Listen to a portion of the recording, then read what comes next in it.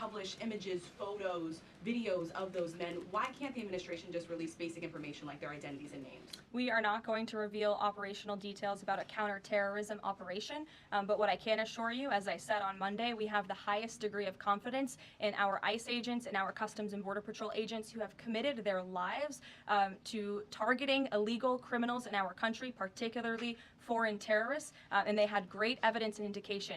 They have the highest degree of professionalism, and they were 100% confident in the individuals that were sent home on these flights and in the president's executive authority to do that. Follow up, I know in the last briefing you cited privacy concerns as a reason why the administration may not be able to reveal the identities.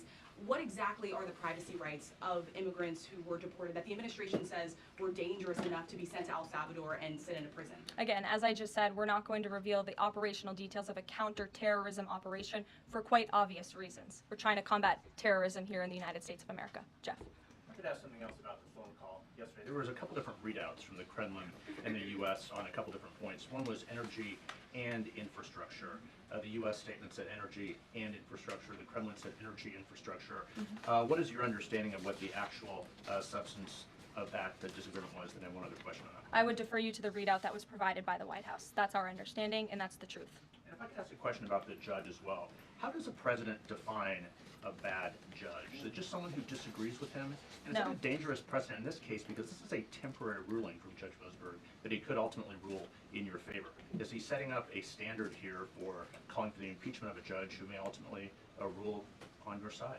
No, it has nothing to do with disagreeing with the president on policy. It's with disagreeing with the Constitution and the law. And it's trying to usurp the authority of the executive branch of this country. It's having baseless reasoning for these injunctions. And it's a clear effort by these judges to slow roll this president's agenda.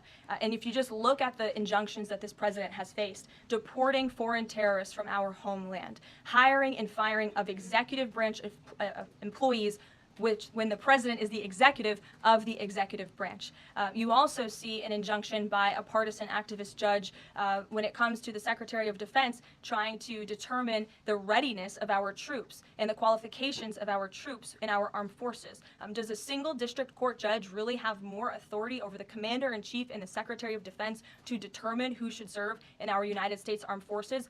Absolutely not. Anyone who has taken a basic civics lesson can understand that, and it's ridiculous lawfare that we are witnessing. And it's. The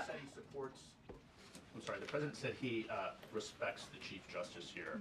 Does he respect him specifically on this case and this opinion, or respects him overall? And has he spoken to any other Supreme Court justice? The president respects Chief Justice Roberts overall. He just